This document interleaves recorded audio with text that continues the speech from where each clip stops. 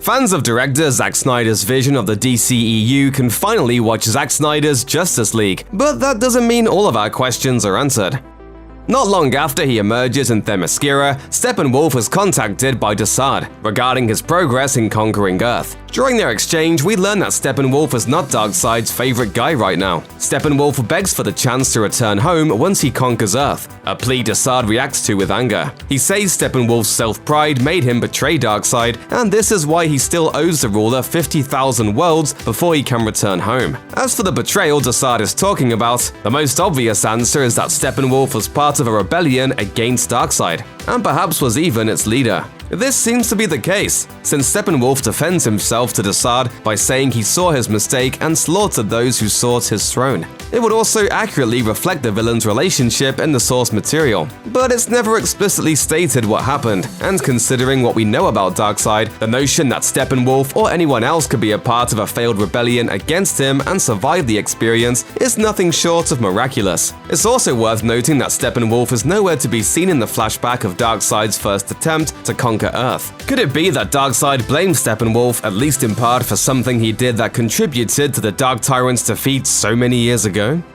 After reporting to Darkseid that he's discovered the anti-life equation on Earth, Steppenwolf is shocked to be contacted by Darkseid himself. While it's clear Steppenwolf still needs to conquer Earth before Darkseid is willing to bring him back to his inner circle, the very fact that he decides to speak to Steppenwolf is a clear sign that Darkseid's view of him has improved at least a little bit. But what's confusing is the fact that the location of the anti-life equation needs to be rediscovered. We see Darkseid finding it in the flashback to his first unsuccessful battle against the combined forces of Earth. We're also told his defeat on Earth was the first and likely only such loss. Yet when Steppenwolf discovers the anti-life equation, we're told Darkseid had lost the location of the world. But how could he, with all of his advanced technology, lose its location? One possibility is that it would have been revealed that this was a side effect of the DCEU version of the anti-life equation, that to discover it and not immediately possess it would obscure the minds and technology of those who found it.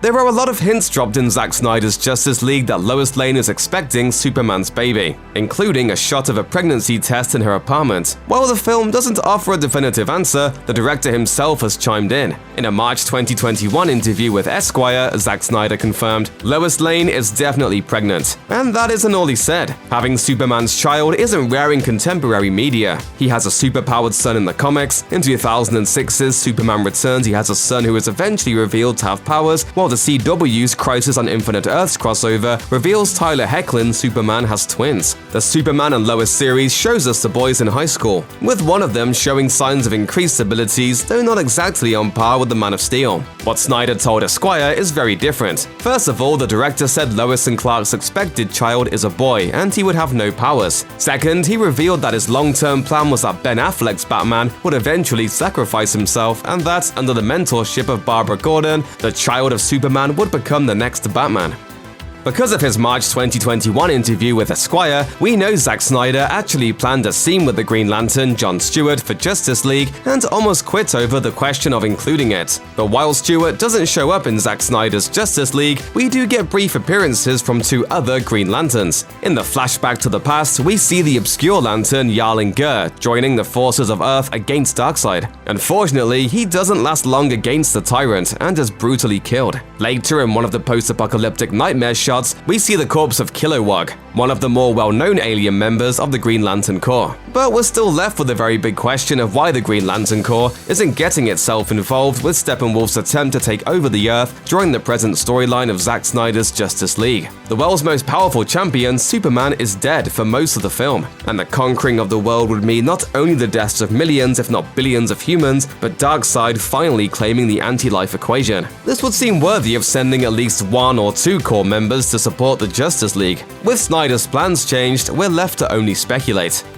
Shortly after the person who appears to be Martha Kent visits Lois Lane in Metropolis, we learn that it's in fact John Jones, also known as the Martian Manhunter. Fans had long theorized that Harry Lennox's General Swanwick, introduced in 2013's Man of Steel, was the Martian survivor in disguise, and Zack Snyder's Justice League confirms it. We have legitimate security concerns.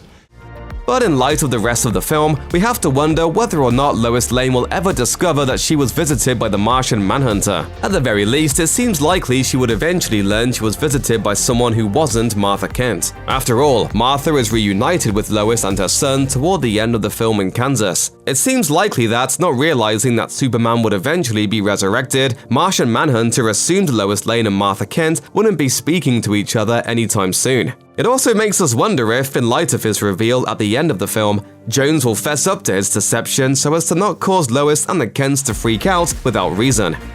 After visiting Lois Lane, Martian Manhunter's time in Zack Snyder's Justice League isn't over. At the end of the film, he visits Bruce Wayne, hoping to be of service in any future crises, which begs the question of exactly why it takes him so long to reveal himself. The Earth certainly could have used him to do more than give Lois Lane a pep talk. If this Martian Manhunter is meant to be anything like his comic book counterpart, he'd be one of the most powerful members of the team, if not the most powerful. His abilities in the source material include super strength, flight, heat vision, shape-shifting, and telepathy. It could be that 2016's Batman vs. Superman: Dawn of Justice tells us why the hero waited so long. Martian Manhunter likely saw the arrival of Superman as something of a litmus test for how Earth would react to the presence of a powerful alien being. And in Dawn of Justice, the reaction is that one of Earth's heroes challenges that being to a fight and tries to kill them. The Manhunter from Mars probably took the events of Dawn of Justice as a sign that it was a good idea to keep to the shadows. Strong man as strong as alone. You ever heard that?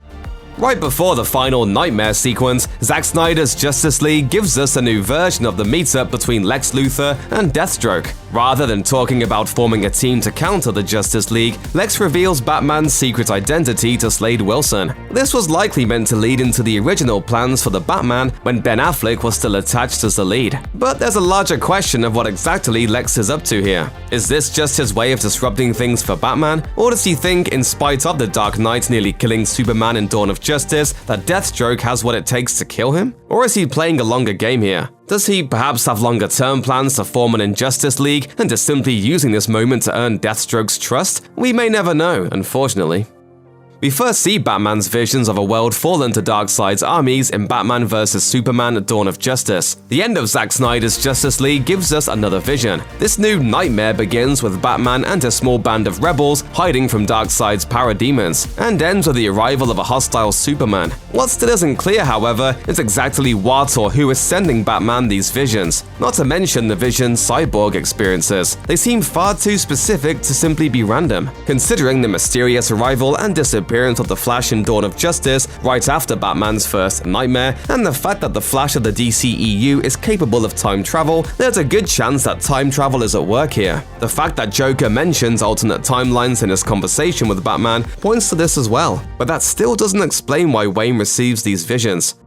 In Batman's nightmare vision, it's clear that the future has gotten bad enough that former enemies are now allies. Along with Justice League teammates Flash and Cyborg, Batman is joined by the Atlantean Mira, the mercenary Deathstroke, and his arch-nemesis, the Joker. As Joker taunts Batman with memories of those he's lost, Joker makes it clear he doesn't take any of Batman's threats seriously. He tells the Dark Knight that he needs the Joker to undo the world Batman made. It's a mystery what Joker means here. Without any superpowers of his own, Joker wouldn't necessarily seem to be the key to any kind of battle with Darkseid or a Darkseid-controlled Superman. It could be that the heroes simply need anyone with any kind of combat prowess along for the ride, and a Gotham villain capable of going one-on-one with Batman fits the bill. But particularly with Joker's mention of alternate timelines, he seems to be pointing towards something more specific. One clue could be Joker mentioning that Batman made this world by letting Lois Lane die. Could it be that Joker murdered Lois and that they need the clown to somehow undo this via time travel? Whatever the answer is, considering Joker's words and the presence of the Flash, we think it's a sure bet time travel is involved. After Joker's done taunting Batman, Bruce responds by revealing that Harley Quinn died in his arms and that supposedly her last words were a plea that Batman make Joker's death a slow one. Joker responds, "Oh, you're good. You almost had me." Assuming Batman is telling the truth, we have to wonder how Harley Quinn died. Considering the state the world is in, it's obvious that plenty of superheroes and villains have died fighting Darkseid and his armies. From the various nightmare visions in the film, we know Wonder Woman and Kilowog have died. There's a decent chance Harley Quinn is another victim of this war, either as part of the Suicide Squad or otherwise allied with Earth's defenders, if Batman's telling the truth, that is. Zack Snyder's Justice League hints at so many more promising directions in which Snyder wanted to bring the story of DC's most iconic heroes. Darkseid seems intent on invading the Earth at the end of the film. Lex Luthor has his own plans, and Martian Manhunter is ready to join the League. For now, it seems that Zack Snyder's Justice League serves as a triumphant conclusion to the so-called Snyderverse. Speaking to Variety in March 2021, Warner Media Studios CEO Ann Sarnoff made it clear that the plan moving forward is to say goodbye to Snyder's cinematic universe. You'll have to give me a little time to confirm. We don't have any more time. But who knows? Probably everyone but the fans campaigning for the Snyder Cut likely never expected Zack Snyder's Justice League to ever be released, and yet here it is. We're willing to bet that at the very least, some of the same fans are ready to start campaigning one more time. Check out one of our newest videos right here. Plus, even more Looper videos about the DC Extended Universe are coming soon. Subscribe to our YouTube channel and hit the bell so you don't miss a single one.